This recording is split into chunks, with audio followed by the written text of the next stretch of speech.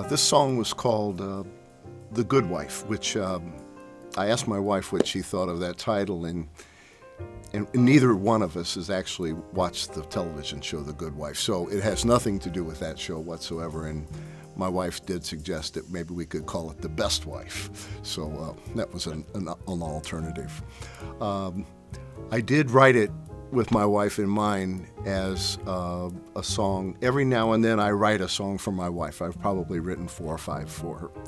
And so I'm a kind of a hopeless romantic at heart. So I think it has kind of that kind of a sentimental feeling to it. The melody came to me very kind of quickly, part of it at least, and the A section. And then for the B, I just changed the chords but kept kind of the same melody.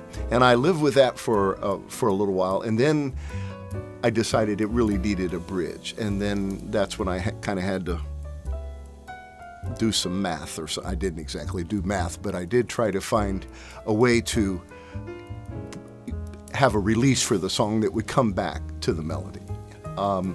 From a trio perspective, this kind of has an interesting approach because it has a very gentle approach, but it also gets powerful as well. So there's a wide dynamic range, and Jeremy plays a beautiful bass solo and kind of sets the mood. And when comping for a bass solo, is from the piano roll, you want to lay down the chord changes, but you don't want to beat him to the punch. You don't want to play notes that he would be playing in his solo first. So you have to be very careful to support, but in a very subtle way. If you can't play on almost every bar. Sometimes you have to let just bars go by because it's just going to be too much, and it kind of crowds his space and it forces him into a rhythmic box if you're just playing a certain whole note for every bar.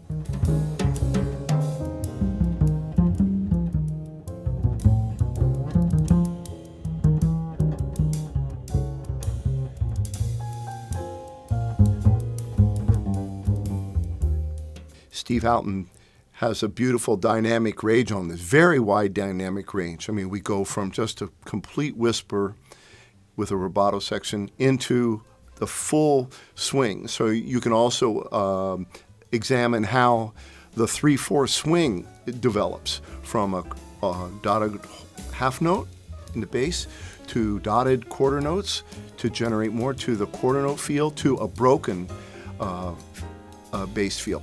That just sets up everything that I do from the bass and drums. I just cue off of them. I wait for them to shift gears, and we don't really plan it, but we just let the momentum drive us forward. So this song actually kind of has a hook to it. Most of my songs don't have a hook, but at the very end it has a kind of a hook. So we bring the volume up for that last phrase. So we hope you enjoy it.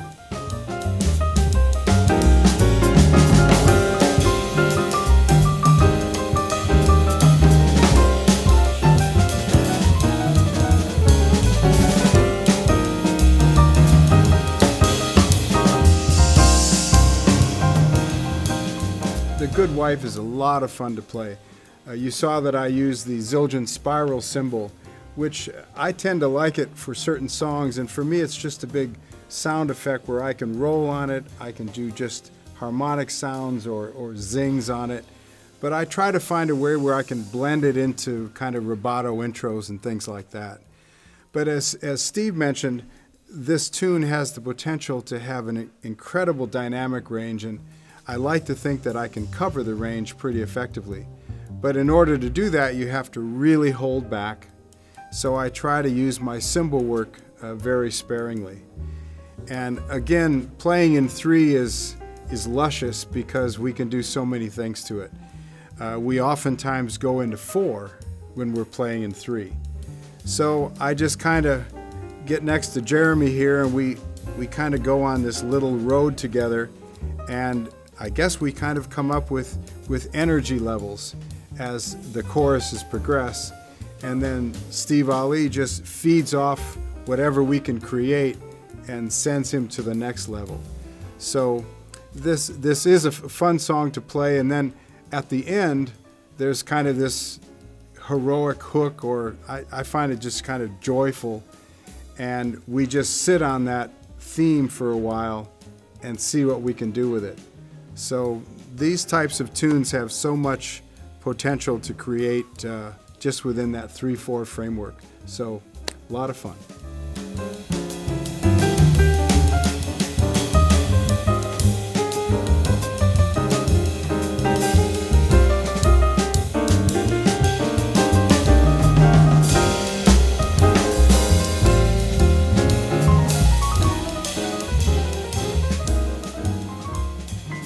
I really appreciate the contrasts within the repertoire of this trio, and specifically the songs that Steve Allee has written.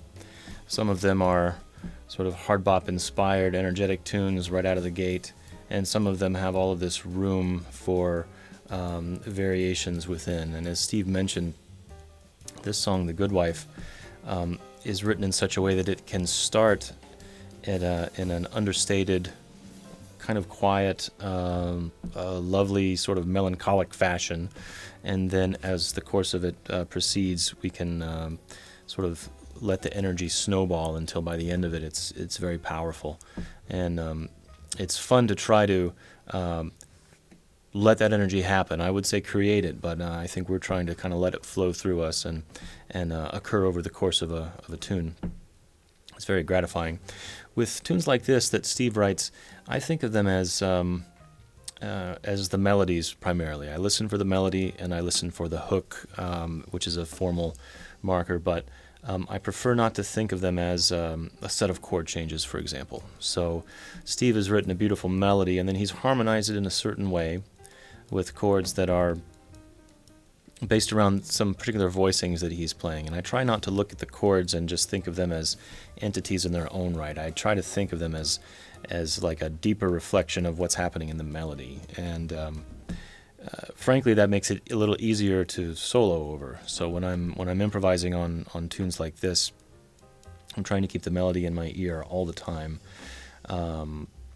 because it turns out that those notes that are in the melody really fit well over the chords and the voicings that he's thought of. And so even though this is a modern tune and we're playing this in 2015 right now, I like to think of an old-fashioned way of improvising where the melody is what comes first and then the improvisation kind of becomes increasingly intricate elaborations or variations upon just the melody that's already written.